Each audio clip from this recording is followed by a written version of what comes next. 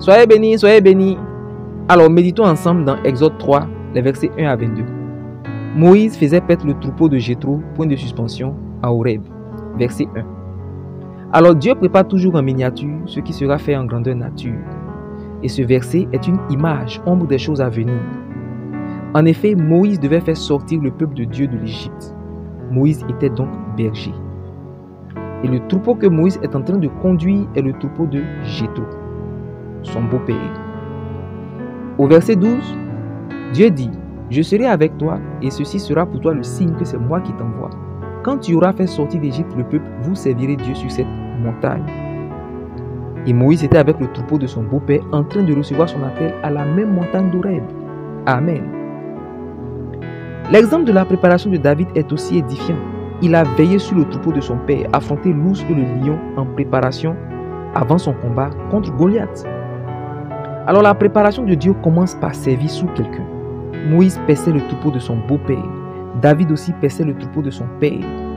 Ici, il y a un père qui est l'image en miniature de Dieu. Il ne faut pas négliger le travail que nous confie l'autorité établie sur nous, car au final, ce travail peut se révéler, comme pour Moïse, être l'indice de notre appel ou simplement sa version miniature. Verset 8. Je suis descendu pour le libérer. Point de suspension. Alors quand Dieu veut sauver, il envoie quelqu'un. Dieu n'est pas descendu en personne, il est descendu par Moïse.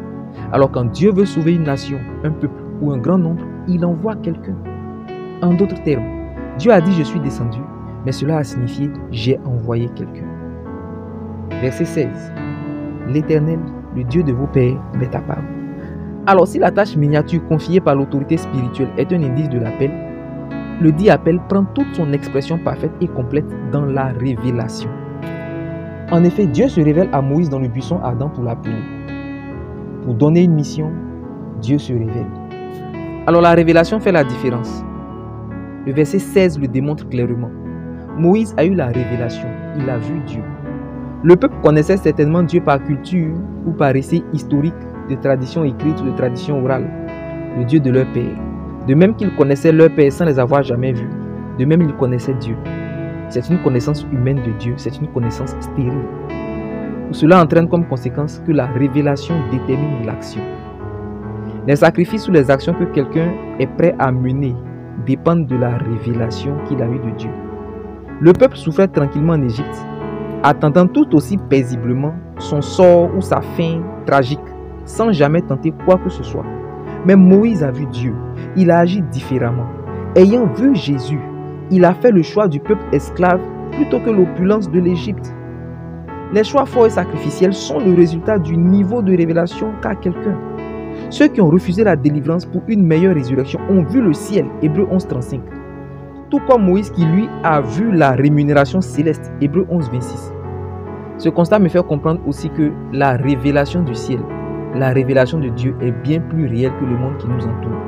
Sinon les héros de la foi n'auraient pas pu faire ces énormes sacrifices. Leurs actions sont hors de logique. Sans révélation, il n'y a pas de solution. Dans les versets 15 à 22, Dieu dit à Moïse ce qu'il devait faire. Sans révélation, Moïse, bien que voulant aider les siens, a fini par fuir, ayant tué un Égyptien en voulant séparer une querelle fratricide. La bonne volonté n'a pas suffi. La méthode pour aider le peuple n'était pas la bonne. C'est l'absence de révélation qui nous fait échouer. Alors je prie pour toi. Que le Saint-Esprit te donne du discernement, afin de ne plus négliger ou mépriser l'ordre ou l'instruction de l'autorité établie sur toi. Que le Saint-Esprit te donne la révélation de ton appel. Que Dieu te bénisse.